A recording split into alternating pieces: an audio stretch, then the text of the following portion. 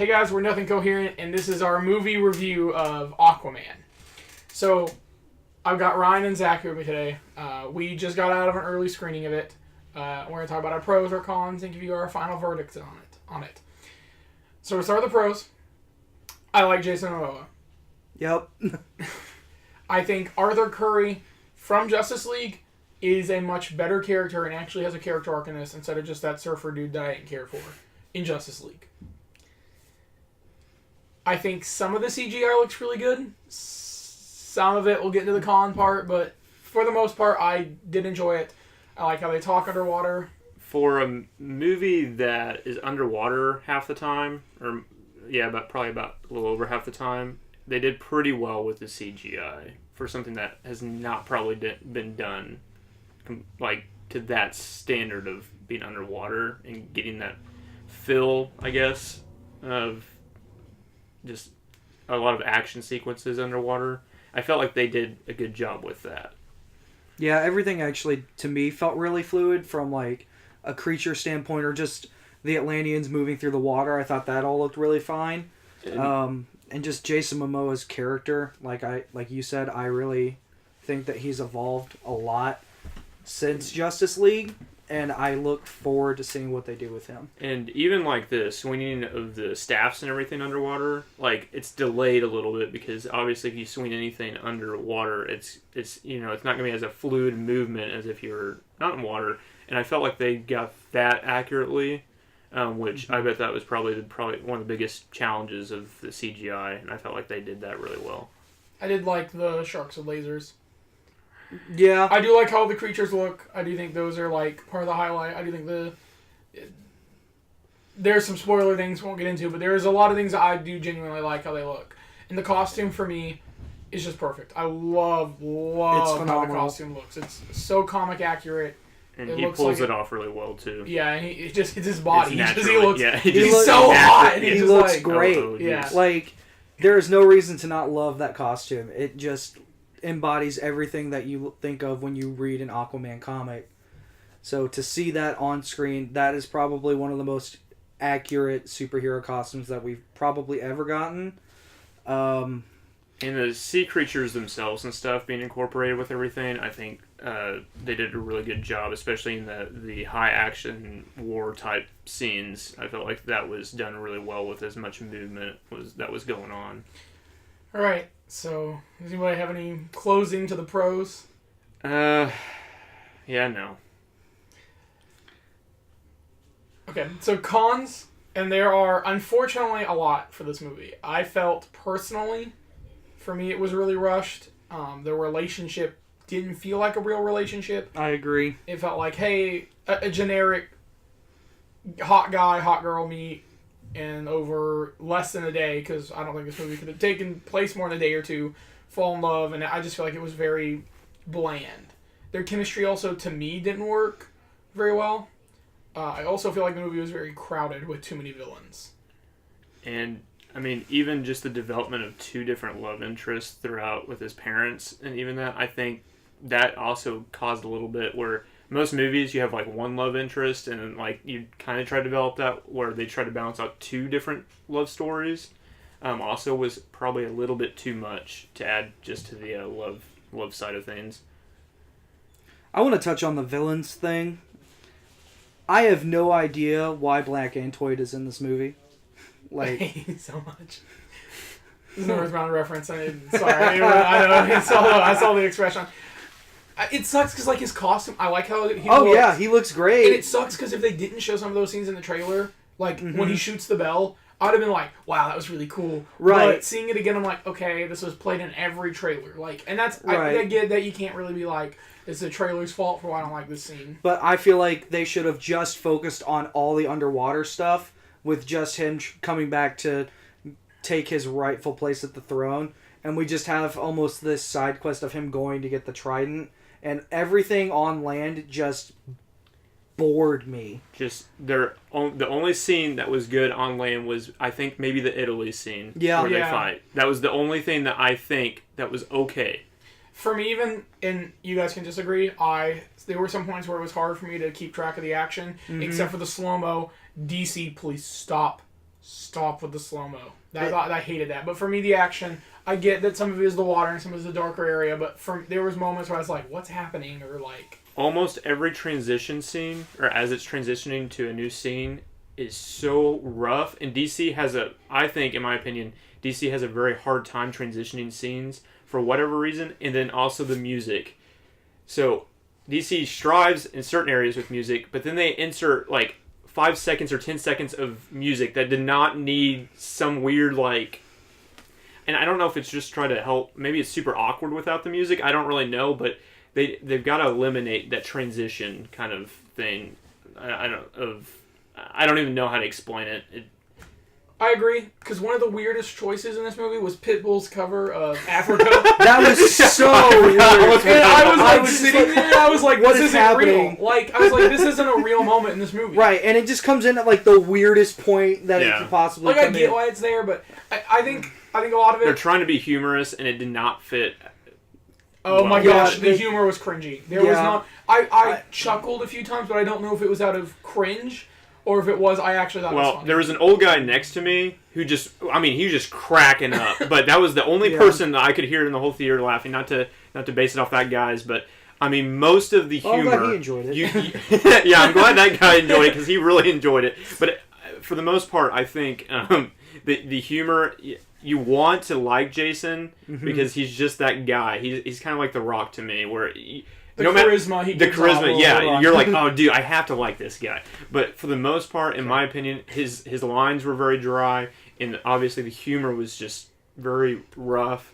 And I felt like they gave him like he didn't have his natural wording, which I think if he just let his regular kind of self a little bit shine through the character a little bit more, I think the humor would have maybe developed a little bit more naturally than more forcefully, which DC has a hard time doing that. And I know they're trying to insert more humor because it was too serious at the beginning of the DC films. But which I think is a step in the right direction. You got to have some like relief from all the high tense stress, but it just felt like it came in at just some of the most awkward points, and some jokes just didn't work. The only one that I genuinely liked because I didn't see it coming was at the very beginning when they're in the bar. Oh yeah, that was that was funny. I actually laughed at that. Yeah, like, that was funny. I want to lap back to the action real quick. The submarine fight at the beginning, I had problems keeping up with that, and there were moments where I was like, this just looks odd and weird. Like I don't understand what direction was chosen. Like, it just felt like punches didn't really land. Yeah, and then there was these really weird first-person or close-up shots on, like, the guns. Mm-hmm. I was like, why are we doing this? I feel like they're trying to make Hardcore Henry with Aquaman. Well, and what's really weird is they go from like, what Brandon referenced, that slow-mo kind of thing, to the fast pace. And it's not a fluid fight. Like, if you're in the submarine, if we're going to reference that, it needs to be one fluid motion and let it go. Marvel excels at this. DC does not, for whatever reason. Because I think they have two different ways of... And if you show the same shot two different ways, in the exact same punch or same combat, you have serious problems. Because we need to see the actual scene just as it is, kind of thing, without... A more of a natural approach, perhaps. Yeah. So the last thing I want to add is the villains for me. I felt like Black Manta, which is like one of Aquaman's main villains. I felt like his motivations was very bland, and I feel like he didn't even have a character. Like I feel like he was just a force of nature. Not even that. Just this force that shows up twice. Yeah. Yeah. He's just there, and then it's like, well, he's here, and. That's just it. What's interesting is the first half of the film, you feel like, okay, this is the main guy, and they're about to rematch a few more times or however they're going to land it, and then he just kind of disappears, and then he comes back for a little bit, but then he disappears again. Yeah. And like you know that the second Aquaman, if they make a second Aquaman, but they probably will. I mean, that's gonna be like you're getting a little bit of a build up from there, and you can already tell throughout the film. Okay, he's going back, and he's trying to get better at fighting Aquaman kind of thing and figure out things, and he comes back and he still fails. I don't know. They intertwine too many different fights to kind of... I mean, I get that... Yeah. There's too much stuff happening. You're trying to balance out too many... where they could have focused a little bit more. Also, I just want to add before we wrap this up, the movies felt like forever. Oh yeah, this movie is 2 hours and 25 minutes, and it felt like 3 hours. Oh, it felt. I mean, there was times where I'm like, okay, this has got to go. But then midway through the movie, you're like, okay, this hasn't all developed. Are they gonna wait? Like, are they gonna like have a cliffhanger at this? Or they are like actually gonna try to wrap this all up within like the next 45 minutes? Well, so the person next to me checked their phone, and it was only an hour in the movie, and I was like, oh my god, I had to look. I had to look at my phone because I'm like, we have to be getting close. I'm like, they're gonna really rough this ending, which. And the ending wasn't as bad as I thought it was going to be. Could have been better. But it could have been better, but they did okay with the ending, which is the only thing that maybe salvaged the score from like dropping completely. So, but that's side note. So we should give our final verdict on what each one of us thought. So I'll let Ryan start. I'm going to give it a 6 out of 10, which that's a harsh score for me. But overall, it was too crowded. This DC is not fixing the scene issues with action scenes. Jason could have had a little bit more of a natural, if he could have. I'm not going to criticize his acting completely, but the lines and what he's about did not fit, I don't think, for me. And then just the characters on screen, just working together, I don't felt like it was as a good of a relationship between the characters as it could have been. So I wish this was the DC's way of breaking through this boundary that they've created for themselves, but it just wasn't. So I'm going to give it a 6 out of 10. For me, I am really struggling on like a 5 or a 6, so I guess I'll go 6. 5.5 exists. Yeah, but I don't like decimals. Screw that. Give them a nice rounded number. I agree a lot with Ryan. I felt like Jason Momoa, though, was a really good lead, but everybody else in this movie just, I felt like I didn't connect with them at all. No, forget about William Dafoe. We have not mentioned William Dafoe. Oh, yeah. William Dafoe's in this, and just like the marketing forgot about him, so did we. Yeah, I didn't know he was in the movie until I saw him, and I was like, Willem Dafoe's here? Yeah, same. We got the Green Goblin? Are you serious? Yeah. He could have been the villain, and it would have been fantastic. But no, yeah, I just felt like the relationships between the characters, I didn't care. And from the very beginning of the movie, they set up this whole arc with his parents, and I just didn't care. So, yeah, 6 out of 10. So, for me, Aquaman is one of my favorite DC heroes. So coming into this, I had a lot of expectations.